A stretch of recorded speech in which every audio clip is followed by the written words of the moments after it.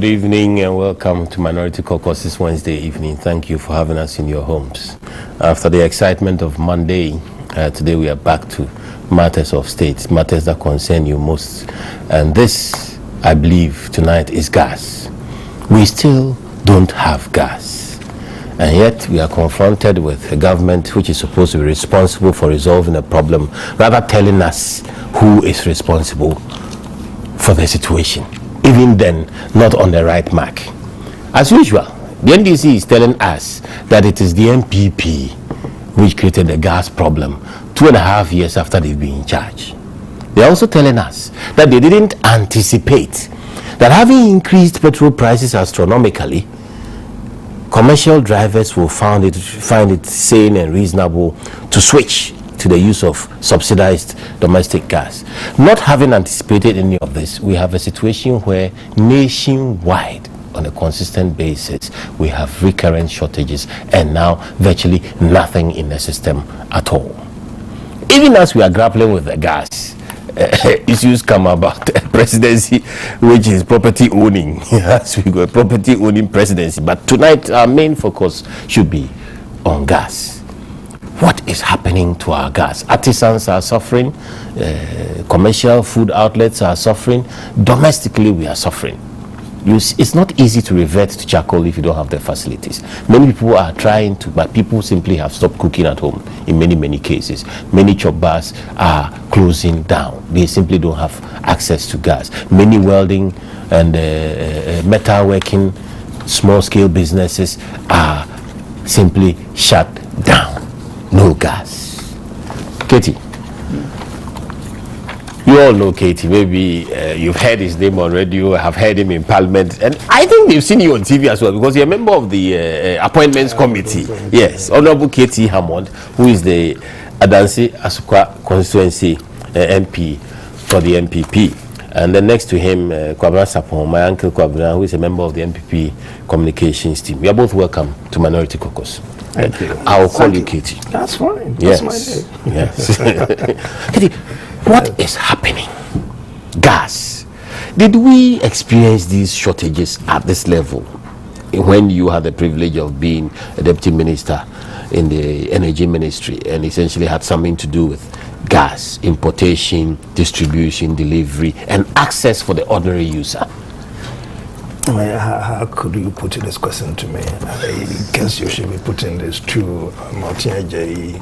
And the others, maybe Temoy Refinery.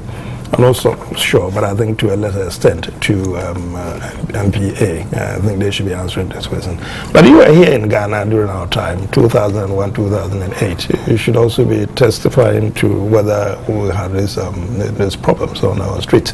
You know, it's disgusting. It's disgusting. But as you made pretty clear in your introductory stage, you have a government which is prepared to always look back on this show. There's complain about what the MPP did right or wrong. Almost invariably to think about what we did wrong.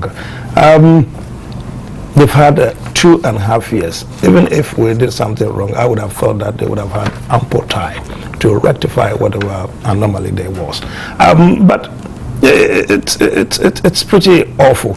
And let me tell you, we will deal with it. I've heard all these suggestions by functionaries of the NDC going on and on and on about problems of what call it storage, and which they blame for the problems we have. That the NPP did not. It is completely uneducated. That suggestion is completely uneducated. Now they explain to you why. There are some factors, combination factors, which have really conspired to wreak the havoc that we have in the system, and they could all be laid squarely at the doors of the ruling government. And the principle of the lot really is the issue of Temoy Refinery.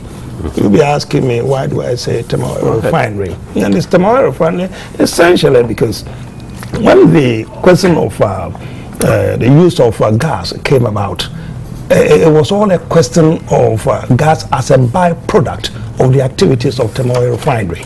In the beginning? In the beginning. I mean, when it all started, late 89, 1990s and all along. And of course, even through the time that we came to power, it was to be a byproduct of what Temoy Refinery produced. Yeah. Temoy Refinery essentially to give us products, diesel, petrol, gasoline, kerosene, those things. A bit of aviation, and all that. But as a byproduct, so a point in time they were flaring it. And of course, our friends were cutting down all the forests to give us the charcoal to cook in our communities. So the idea, a very good one, was, well, why cut all these things when that thing is been flared? So convert that into what we have now. So the idea quite good. So we had it. So you need to have Temoy Refinery number one to work to get whatever it is that became the product. So that is the system that we followed. So we made sure at the time that we were in government that Temoy Refinery consistently was working. And when it worked, it got that byproduct, which we distributed to the public. And of course, when there was a shortfall, we got it imported to supplement and make good whatever was needed. Now, what has happened during the 2.5 years of MPP, NDC administration is simply this. Temoy Refinery can go to hell. They really have, I think the conspiracy really is that they want to sell off Temoy Refinery. So they shut it down. Yeah, so they are not, you know what is happening. There's no product, they don't have any crude, government is not interested. You heard it. I mean, I don't need to go through the problems of Temoy Refinery. They simply do not mind, do not care what Temoy Refinery does or doesn't do, to the extent that they're not they are not producing products. But I've told you it's supposed to be a byproduct of that. And so if Temoy Refinery is simply not working, there simply would not be any LPG in the system. Full stop. It's as simple as that. I'll give you some figures. Temoy Refinery in 2007 produced this. 67,333 metric tons for the year. 67,000 was what Temoy Refinery was producing. And then to supplement it or to augment it, we added 47,228 metric tons to make up for the year, as the year's requirement. 2008, there was an increase of about 7% in the volumes. So Temoy Refinery produced 54,556. We imported about 67,822 to augment what was in the system. Now let's go to when NDC took over and see the record of Temoy Refinery. 2009, Temoy Refinery produces only 13,960 metric tons. And you know the imports? 150,630 metric tons. And then 2000, and that was really an increase of about 34% in this. And in 2010, Temoy Refinery produced 31,587 and then imported 147,998 metric tons. Let me just deal by way of analysis as I go along. The question of the storage thing that is making that. Now, how does this make sense? If a point in time we were producing 67,000 and importing 47,000, and indeed 2009 during their own period, they at a point in time imported as much as 150,000. Where were they storing this things? If the question is that there's no storage capacity, well, if it is a house, I don't know. That's what we call. We have a dungeon in my house. Well, you couldn't do that. That's what we call spheres. I mean, we have tanks for petroleum products and then spheres for this and so that. So if the argument is that the NDC have a funny way of deceiving the whole world, you know, putting yes. It just baffles me how they do this. Called propaganda and lies. It just baffles me. How can you look into Ghanaians in their eyes and tell lies as big, as monumental as that? I just can't handle it. It's just beneath me. The simple fact plainly is that Temoy Refinery is shut down. It doesn't produce anything. And then we go on to the other factors. The guys who would have imported it, they are traded. It is not shortfall. The shortfall now, as it is, if you are producing only 13,000, and in fact, so far in 2011, they have actually produced, Tamale refineries produced only 27,000 metric tons, and so far they have imported 71,000. Once half year, so they probably done half of what they did in 2009, which is the 157. But Tamale refineries capacity is not there. So there would always be that shortage over there. But look at the bulk suppliers who would have supplied the rest. You increase the petroleum prices, what we call products. I mean, so that we now have 70,000 being the cost of 7 cities, 70,000 for gallon. And I've told the whole world that there is a hidden 10,000 or 1 city in there from what we call the differential. I've made this point for about 2 years now. Yeah, it's still hidden in there. How they decided to, why they did it, who is keeping that money, they still haven't told us. But there's that money which does not form part of the import parity ratio or part of the ex-pump, there's an ex-refinery price. It's just somehow somebody smuggled that much money in there. But anyway, you make sure that the price of products gone to as much as I've indicated, 7 cities, 70,000 for a gallon of petrol. But somehow LPG is gone down, is kept at a certain level, very cheap indeed.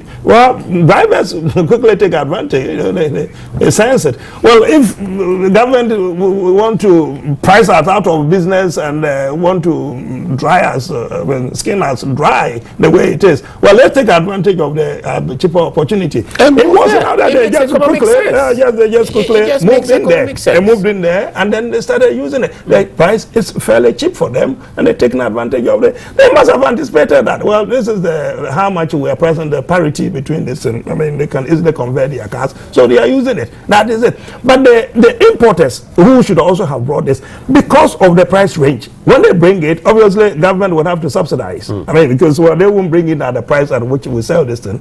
They'll bring it at the export parity. Yeah. So you get in there, government has to look at it. Now government is not paying them anything. So they so come on, they are hedged, you know. So that's important to explore. Let me take my first break. When we come back, we'll explore that private sector input into the process, which has very important. They actually helped even during our time, rather considerably. We'll take our first break, even as we explore the politics of gas in this country. And just before we take the break, you know, our fixation with acronyms in this country. You have Get Atta-sacked, which is gas. Somebody has already greeted the acronym Get Atta-sacked. It is gas. So we'll take our first break at this point.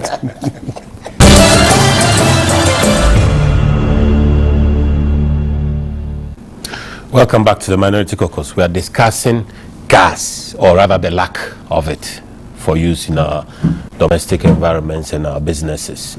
Now, Honorable Katie, you were talking about a shortfall between the production of Tamale refinery and demand, which is filled by the private sector. And then you made a very interesting comparison just before we went on break, that the private sector has been pushed out artificially because of the price differential, where government is not willing to pay them part of the shortfall because of the subsidy. How does that work? Well, yes, I mean, as we call the import, the landed parity prices, I mean, full cost recovery. So when government, we talk about government subsidizing and government the deregulation thing that we started sometime, you recall that. Yeah. So we got into a point where this government says they are not subsidizing any petroleum products. Well, that's fine. So you are now charging 70,000 for products, petrol, and other this. And somehow LPG, it's as low to a certain point. So these guys are bringing it in, but that's not the price that they are going to sell to the country. Yeah. I mean, it's a bit more expensive than that. Yeah. This is artificial. That's right. It was made for the purpose, because as I said, it was a byproduct, and then because the consumption increased, the consumption base increased, we had to import some more. But it was to help a certain group of people. That's right. And so government really had to do some social engineering. During our time, we did what we call cross subsidy. We took some cross subsidy monies on top of diesel and gasoline, in order to even out. To even out this, and so we did that. So that is what the government is supposed to be doing. But it is now such that the government isn't paying up. They bring it. This is a shortfall. You have to pay them. All right, we will pay you, but when? And they are not being paid. So they're quick. So now, as I understand it, it's only one company which is left in the importation of, as the bulk, whatever, the companies are distributors. So one of them which is still in the business of importing this. So simply, government shut the door. So we have a situation where Temoy Refinery is not producing, and then the importers are also not bringing, you know, and then you sit down there and then you complain about the MPP not building. But that is again also it's one of the biggest. I don't know how they do it, you know, whether they have an academy where they are taught how to lie or what, I do not know. We encourage the private sectors, and I can mention names to you: Cyrus, Chase. I think even, I'm not sure about Sarah, but about 3 or 4 companies, we encourage them to build their own spheres. Because Temoy Refinery obviously wasn't going to spend all its money building this sphere. So they established the storage spheres in the private sector. This country. But they are empty. They are empty. Because the price differential doesn't work. So they are not bringing this in. Cobra, is this a government on top of its game? Are we seeing competency or strategic moves, as it were? I don't know how many times I've got to say this, but the government or the people are it's just not competent. This is why J.J. Rollins said the guy is surrounded by greedy bastards. All right? Because our president sits in the castle and they come and tell him there's gas shortage in town because one, MPP did not build storage tanks. They don't have it. A palpable untruth. 2, MPP did not do anything about the jetty. There's only one, and the whole place is crowded. 3, the gas consumption has increased so much that we cannot meet the demand. Because every taxi driver in town is changing from petrol to gas. And the president accepts it. Why will he not accept it? Because he's appointed learned, educated men, PhDs. This is why at times I go to Kofi, me and Kofi, why you talk probably about the same S. So we all talk about the same BS. Okay? Pull him down. Because what these 3 reasons they have given to Professor Mills are complete lies. People did not start in converting their taxes into gas today or yesterday. No. I did that. I converted my truck into gas as way back as 1994. So what is happening is just complete incompetent mismanagement. In the first place, MPP, when we came, all right, let me go back and give you a little bit history of this guy. KK has done a beautiful job about it, so I'm not going to quote any figures. There was a deliberate effort by government to promote the use of gas so that we can save our trees, our environment. So the government liberalized this and the gas trade, not liberalized, reduced gas prices, promoted the use of gas, built gas manufacturing plant there on the Sprinters Road. It was built before MPP came in. Ghana Cylinder Manufacturing Company. By that time, the RFCC has been established. So what? Gas was come in more. We even went to the extent of now even encouraging Mali and Burkina Faso to come in and take gas from Ghana under the same structure that you have now. So where is the shortage? Where is the lack of capacity? We increased the capacity when we came. We increased the capacity from 3,000 to 7,000 metric tons. We didn't do anything. To the extent that now, tank number 119 which we left there uncompleted, is still uncompleted. It's still sitting down at there. The refinery. At the refinery. Well, right the refinery now. is virtually shut down. And you are talking of a government that does not have storage facility, and you have a storage facility that can take about 1,300 pounds sitting down there, and you've done nothing to it. If this is not incompetence, I don't know what you can describe it as. And now let me tell you what we did at the Getty. You see, the Getty is a 6-inch pipeline. Before we came in, that was the only place that we loaded everything, both crude and white products. When we talk of white products in the refinery lingo, white products is the refined products. That is gasoline, gas oil, ATK, and LPG. They are called white products. Okay? So since we know that we are encouraging a lot of people to use gas, we built 2 more Gettys offshore, CBM and SBM, 36-inch line and 18-inch line. This is in Tema. In Tema right now, as I built talk to you. by the MPP. Built by the MPP. So you have the presence of mind to build the Gettys. We built it because we wanted to free the Getty so that when they come in, they'll have access to unload their cargo. The only companies that were still locked in using the Getty was Loop Oil, because they bring in 5,000, 6,000, 7,000. They cannot use the CBM or the SBM. No. All right. Aviation, this is an ATK, aviation turbine kerosene. If TOR is producing, we can get them an ATK. But if TOR is not producing, we have to bring in aviation turbine kerosene. They come in 2,000-3,000 tons, so they cannot use the CBM or the SBM. So they have to go and use they have to go and use the original Getty. So where is MPP's problem? Now you come in and create another problem. You do everything in Ghana by talks. Instead of allowing TOR to operate, you give so much license to every Tom, Dick, and Harry who can import. So they bring in crude oil at 3,000 tons. They bring in crude tons at 50,000 barrels. When you bring in a crude oil at 50,000 barrels, you cannot go to the CBM to use it. 50,000 barrels? Yes, you can't go to the SBM to use it. No, seriously, it was around 38,000. You brought in 38,000. That's right, 38,000 barrels. You can't go to the SBM and use it. All your oil will be locked up in the pipeline. It is simply not So enough. what you have to do, you have to come to the Getty. They have to come and use the 6-inch line. Who created that problem? Is it MPP? During our time, we did not allow people to bring in 5,000 and 10,000 metric tons of crude oil. We didn't allow that. But you, because you are incompetent, or because you want money, when J.J. Rollins said they are greedy bastards, they are smart. They are not greedy bastards. They are smart. Because anytime they land that kind of batch, they take their cut.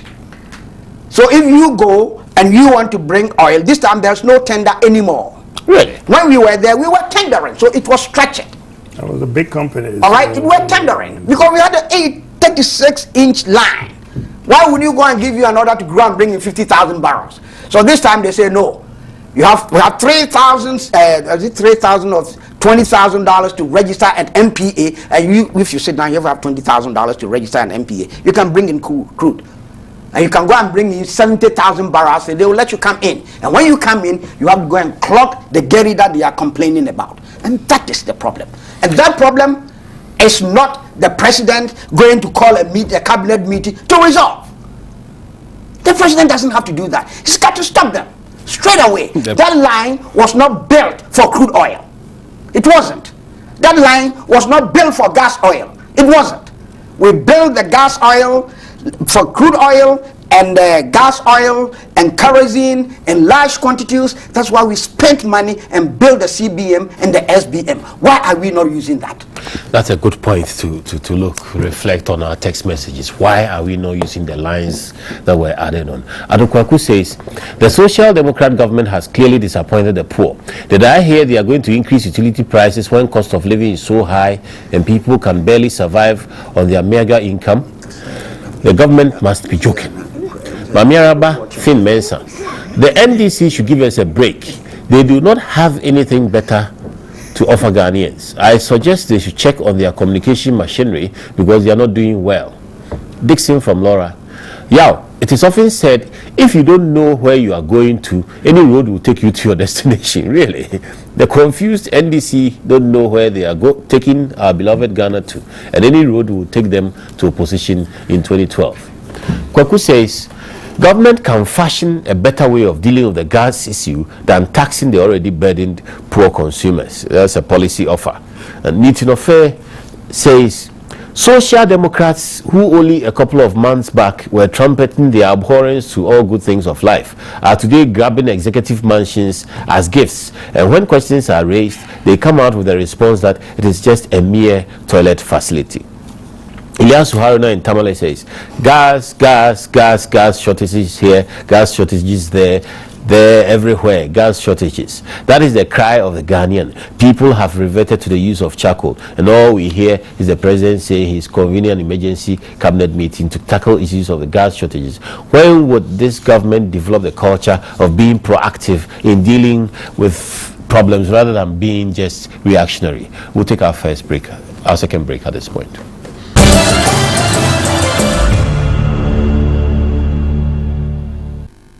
Welcome back to Minority Caucus. So this question of storage, let's go back to it.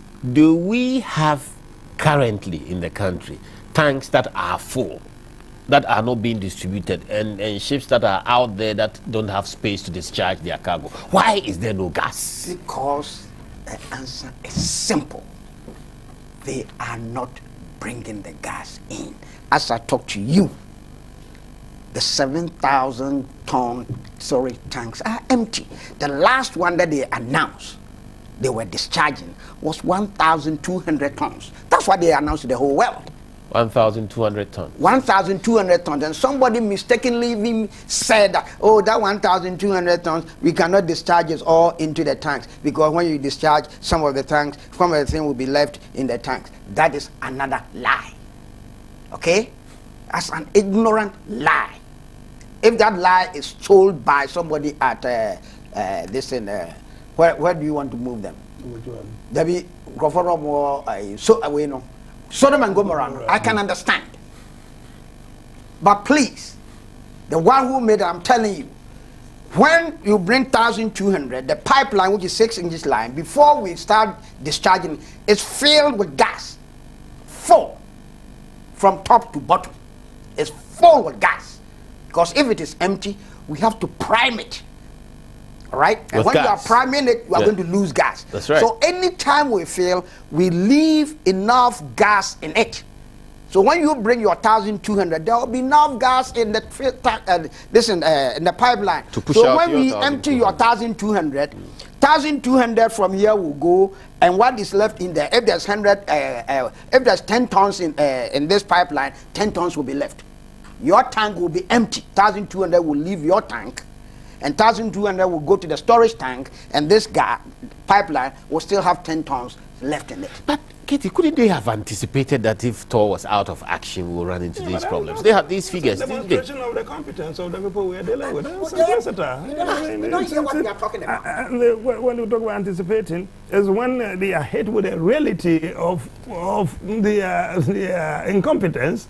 They look for ways. At the rate of 1,200 tons. And thought the people that thought that thought business, thought elections, thought gas. Question of storage does not arise. It just simply does not arise. The product is not there. Let Temo Ifeanyi work, and then let's see what happens. Not only are we causing problem in Ghana, we are causing problem in Burkina. We are causing problem in Mali. Because they depend on us for gas. They have depended on gas for a long time. When you go there, you see their tanks lined up. Maybe they come and stay 3 weeks before they get filled. You think it's okay? So the understanding now is that, one, there is no local gas being generated because Tor is shut down. Shut down, yes. Two, by a deliberate government design. Not to use Tor. Yeah. Two, private importers who would bring in the shortfall to supplement what Tor would have delivered normally are also not bringing it in because they are losing out on the subsidy. They are not being paid. According to one of them, I won't mention his name, when he brings the gas in, say $1 million, he gets paid $400,000, and you take another 6 months or 4 months before his $600,000 or balance is given to him. So now he's made up his point that he's not going to bring in any more gas until they pay him. So let us find one thing out for the people of Ghana. At least we need gas, so we need to know. Does government then has to find cash to buy gas abroad and bring it in himself and sell it below cost? But that's exactly. And that's why they are not doing it. Option, but and that is why they are not doing it. Couldn't do it. You know, so get these guys to bring this in. It's a catch-22 situation. You know, they don't. Well, we also haven't got the money. We won't do it. The government won't do it. We won't let them oil refinery produce, so we have that byproduct. So at least we have about 60,000 metric tons of that product. We won't do it. And we strip the private sector of the incentive completely. To do it as so well. You see, it's a lose-lose situation. Let me tell you the worst part of it. Well, anyway, we fortunately, through God and Yekun Kufuor's MPP, discovered huge deposit of gas offshore. Offshore there. You should be asking me, why does this problem actually arise anyway? Because we have all that, and there is now, what do you call it, first production of oil. Oil is going on. I mean, production, I think they are reaching 120 or so very soon. So you're asking what happened to the gas. 2.5 years, the squabbling is going on there. They don't know which company. They started with the almighty Modek again, and Wando, some Chinese companies, and the whole thing was scattered at a point in time, and then they cobbled together some companies, and it's getting nowhere. Now, today we hear that there's a new company called the Ghana National Gas Company also. They go 2.5 years. What they are doing, the partners are doing, Jubilee partners are doing, is that they are re-injecting the gas. Which is not sustainable. Well, you can't do that. They're giving themselves a limited time. If the government doesn't solve this problem, they are either going to stop production altogether, or our pipes are going to be ruined. We are looking at cataclysm right in the eyes in this country, thanks to what is the incompetence of the NDC administration. Look, just ask me, but why a new company, Ghana Gas or whatever, yeah. GMPC, at least from at the time what we inherited and how we pruned it to size and put it in effective shape, it's been able to go on and on and on to the extent of making sure that Ghana is hit what we have in the Jubilee Fields and in the right. Now suddenly somebody has come up with some idea. Well, take gas away, create a different company for it, and then the thing gets muddier as it goes. Is this a recommendation of the Kwasibotre Committee? This is no, it's not the recommendation of Kwasibotre. The recommendation from wherever led to Kwasibotre's committee. Is it a committee or whatever? Advisory. Yeah. So they now have a company. I think he's the chairman of the committee or the board. I think he's the chairman of the board, and Sipayanke is the chief executive of the company. That new company. You're asking what is going on. So now the gas thing is hype off GMPC. So everybody at GMPC is now crying. What is going on? I mean, what is that? And then we look at gas. Text gas shortage here, there, everywhere. When we're sitting on trillions of cubic metric feet, whatever, in the sea there, but we don't have it. That is the problem we have. I am dumbstruck. Well, you would be, and you see, and then the propaganda machine is quickly engaged, is triggered into action, and tell Ghana that the reason for that is the storage capacity, the gantry, the whatever. No, my friend, I'm asking you, if it was a storage capacity, all this whatever, there's the point that we didn't increase that. We were storing 150,000, we were doing this and this. Where's all that gone to? You know, lies. I mean, 2.5 years ago, private sector, they were coming to your door, they were very happy, bells, they were this and that, and this and that. No panic buying. Now, just to support what you are saying, even with the Jubilee gas, do you know we are losing $1.3 million a day for our inaction? Because when they made a tender, 1st May of 2009, 53 companies bid. Then they shortlisted 5, and they shortlisted 2. On 1st of September, they gave a letter to 2 companies. Modec is one of them, Modek and some Itoshi company, maybe this is a Chinese or Japanese company, and Wando, our own Wando from Nigeria. That's fine. It's an African company. That's good. And Segenti of Italy to go into partnership with GMPC to form a company to develop our gas for us. This is September 2009. September 2009. They had 2 meetings with GMPC, and that's the end of it. And if President Mills knows this, and he hasn't done anything about it, and when I say he might be the best Christian in the world, but he's a bad leader, people don't understand. So there's some fire to the smoke that... right. And listen, the one of the 5 companies they shortlisted, right, came on and said, hey guys, you want to build it. We've gone through this before. It's going to take you about 3 to 5 years to build an onshore structure. They knew that. Yes. One of the 5 companies told them. And even made the proposal that as an interim, you go ahead, let these 2 guys you have selected go ahead and do your offshore strategy for you. But we are proposing an onshore interim structure that we process the gas onshore.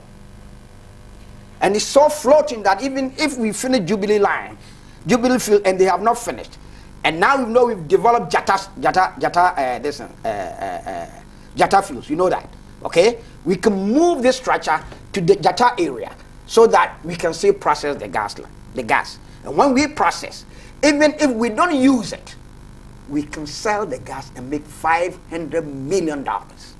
That proposal is with the government. So we sit here now because the government was indecisive. The government refused. It's still indecisive. $500 million, and if you translate, that is 1.3 million average, 1.3 million a day. And do you know when we're going to make that money? From the first day that we get the first oil. Not 6 months after the first oil. Because that's what the guy told them. Am I still hearing that the government knew what to do and did not do it? And that is why we are sitting where we are. They are written in their own energy structure. Yeah, this is their energy book. It's not me who wrote it. Let me go and break. I'll quote some of it for you. No, go and break. I have some text messages. They have here page 33, Energy Ministry of Energy, National Energy Policy. Policy directions: support expansion of the supply and reach of LPG to homes and small businesses. What have they done to do that? Support. So when you came and you find that the MPP didn't have storage, and you made it your policy that you expand this, what do you have to do? Don't you build storage? Yes. The one that MPP even left for you to complete. Unfortunately, MPP did not put money in the bank and say, Professor Mills, that's the money sitting down there, $500,000, $500 million. We've left it for you to go and complete the gas, there's a storage tank there. He didn't see that, so he didn't do it. They didn't leave any money for MPP to start. Yes, because they said we didn't leave money for the roads. And when that roads, actually 1 minute, the roads that they are talking, it's not 4. It is not a gang of 4. The road that we left is a gang of 5. And when they provided the money, they provided the money for the gang of 4, right? Which means the 5th one, they have been building. As J.E.A. Mills, did J.A. Kufuor leave money in an account for him to do that road? And do you know what that road is? Wawra to Dambai is being built today with GOG money. It's being done by a Korean company. It's GOG. It's not a borrowed money. It's GOG. It's not the Koreans using their own money. We are paying them. So you can husband. We can husband. Yes, so it's a gang of 5. But 4 is being, the 5th one has been done, and the 4th one, now they find money for it. The 5th one, when they came, they found money for it. Let me take these text messages. Governor Amponsa, Kwabena, he says, no, Governor Amponsa is talking to you, Offa Kwabena. He says 208 is dead. What do we do now in 2011? I think he's responded to that. Talk solutions, no problem highlights. That it's a little garbled. Eric Brampa, if the MPP think they love Ghanaians because they are in opposition, we are watching. Certainly. Richmond Odum says, The NDC and President Mills' failure to bring gas into the country is incurring the wrath of Ghanaians. No wonder the word gas is the acronym of Get Atta the Sack. MPP is very good in opposition and poor in governance. This is Capito from Awaso. Let us learn to use our local resources and stop this gas. This is Pinto from Asamai. How do we respond to that, Pinto? Because we have to develop the gas that God has naturally given us and localize that industry in Ghana and create jobs. We'll take our last break at this point. When we come back, we'll explore the issues further with you on the telephone lines.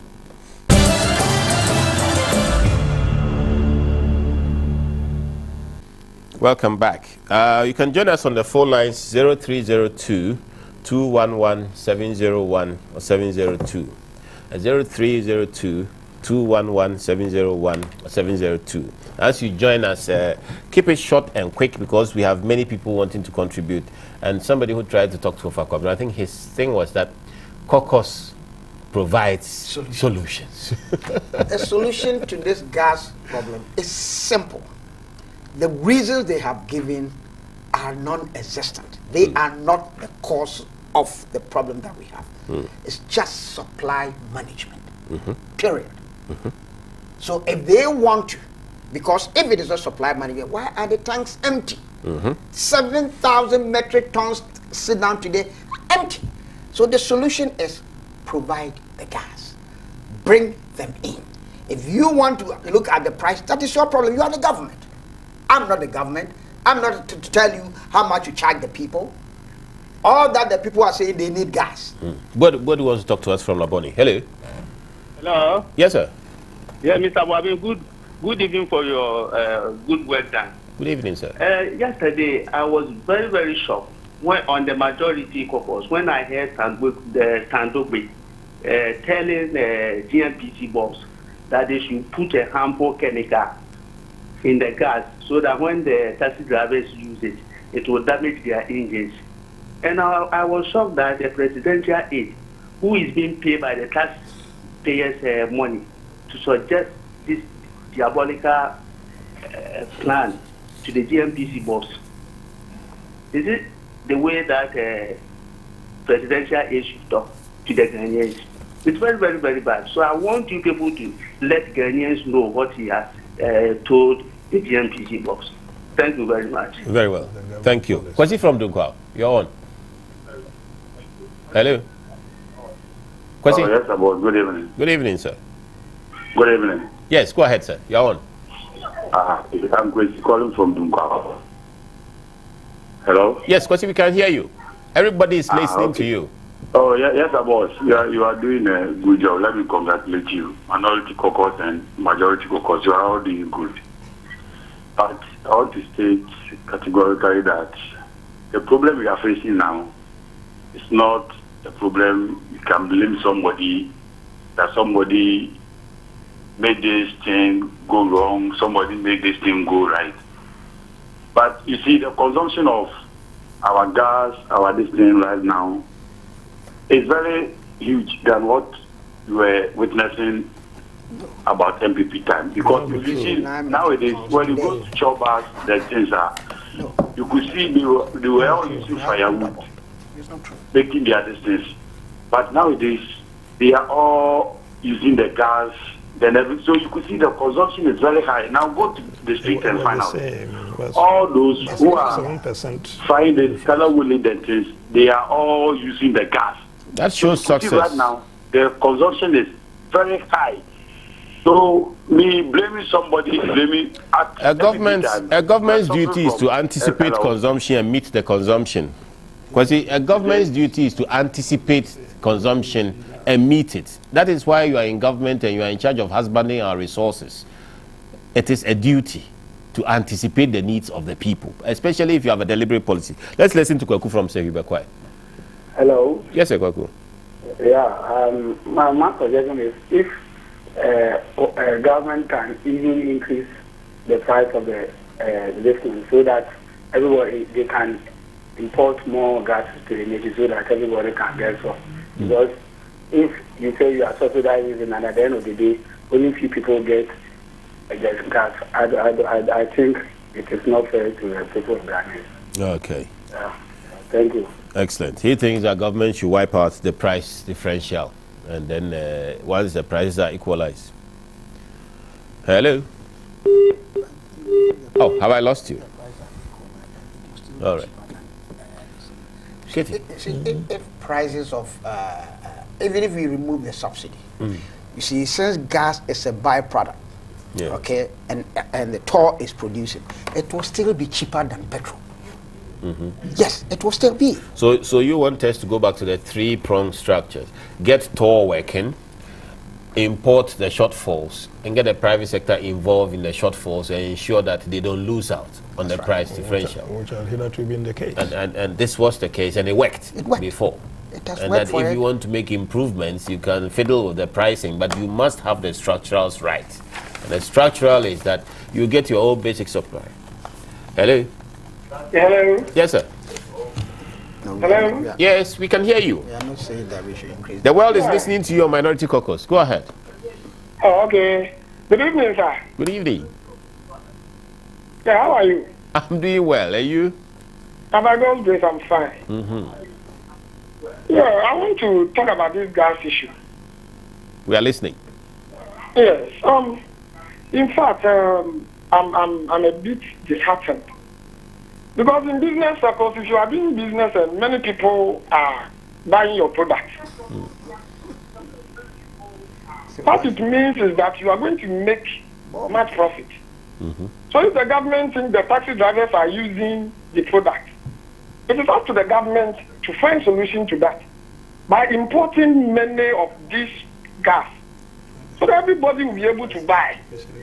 And by so doing it, we even save the government money. So if the government is not now acting on this man, is blaming the past government, I think it's unfair. It's very, very unfair. Thank you. And I'm even not happy with the majority caucus. Yesterday, I listened to the commissioner. And the kind of submission that the host even made.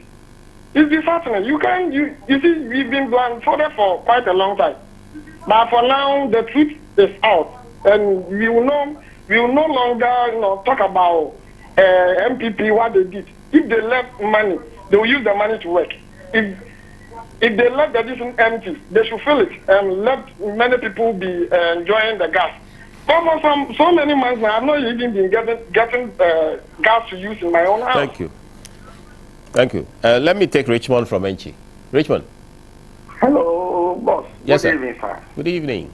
My meeting to all the panels.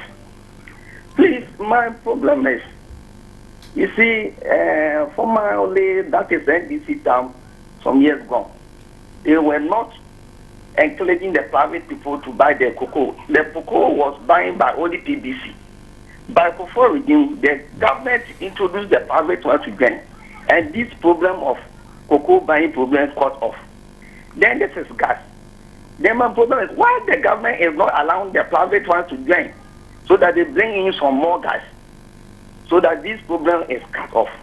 And another problem is this thing. Your time for this program is too short because we lack it. It is this that we, the younger ones, know how to move from left to right. So if we can increase your time a little bit, then I will be very happy. Thank you. Multi TV should be very happy with that, having given the political parties 2 hours a week on this platform to push our positions on the issues that concern Ghanaians. So we are grateful to Multi TV. I think 2 hours a week is quite a bit of, and then at the end of the week you have another. It's 3 hours. You have another hour to push your positions. It's free now, advert. Which is the other thing? Katie, your concluding remarks. We have a matrix where we are saying that Tema Oil Refinery at work, you get a byproduct, supplemented with the public-private partnerships, and then you have the price issue at the end of it. What do we tell Ghanaians? Well, what we made pretty clear, don't listen to the NDC propaganda machine which is rolling out complete untruths. Just focus on the facts as presented by the MPP. We did it when we were in government. We know how to do it. I mean, let anybody tell us. When in the period of 8 years that MPP ruled this country, that you had this cross board from north, down, east, west, everybody. Listen to the guy. Everywhere. Where did you have that? Where did you have it? And that's the figures. Look at that. You have the thing about Tamale Refinery saddens my heart so much. I don't know why a government should deliberately decide to ruin a national asset of the size of Tamale Oil Refinery at a time when we were living government. They assessed the capital of Tamale Refinery was about $800 million. Look at that. That is the might that we had sitting at Tamale Refinery. Suddenly, some machination of some individuals. What is it that they up to? Only God. I mean, the other head, the managing director, he was close to tears, struggling to get a crew here and there. I hear they are now doing some 54,000 whatever metric ton or something. But Nigeria, we had a contract with Nigeria. When MPP came in, GMPC had a contract to lift oil from Nigeria. We said to them, look, your core function is to explore our hydrocarbon, the potential of hydrocarbon of Ghana. We might get oil, so stick to that. So we made sure that they stick to that. That's the byproduct of that is the oil. It's the oil that he does. So these guys have now decided to go back to what they were doing. In fact, the process, they incurred some liabilities. Obasanjo had to again do some arithmetic and grant us some reprieve from the debts that they had created. We come back and you guys are telling GMPC again, go back to what you did, which wasn't your function, which led us to so much debt, and Tamale Refinery, just sit on your whatever, your bottom, don't do it, and get the equipment. It's just crazy. Yeah. I don't understand. And you tell her to accuse us of storage, we didn't do this. It's all... Very well. We have been exploring the issues to do. Should I give you some 30 seconds? Yeah, 30 seconds. But the problem is simple supply mechanism, management. That's it. If they really want to solve the problem, the solution is simple. Management. Let the supply come. There's enough storage to meet our demand so that our brothers in Mali and Burkina will also be served. Excellent. That's it. Don't hurry about this. And please let TOR run. You see, you are ruling TOR. You are ruling, I think, Ghana Cylinder Manufacturing Company too is not working. You are ruling Valco. Why? Why? Valco is almost about dead. Very well. But we bought Valco for $18 million, and the only year that we ran about 2.5 posts. Why be listen? The only year that we ran Valco for about 2.5 posts or 3, we made $50 million profit. Read my lips. $50 million profit, which means it paid 3 times for the price that we paid for. Minority Caucus has to go tonight. Unfortunately, we couldn't even interrogate the property owning presidency. The gas matters are so serious, but that is still a developing situation, and we'll come back to it. And therefore, when we meet you on Monday on Minority Caucus, we will continue to deal with issues that are about you. Good night. Well, you are good. You're 8:30.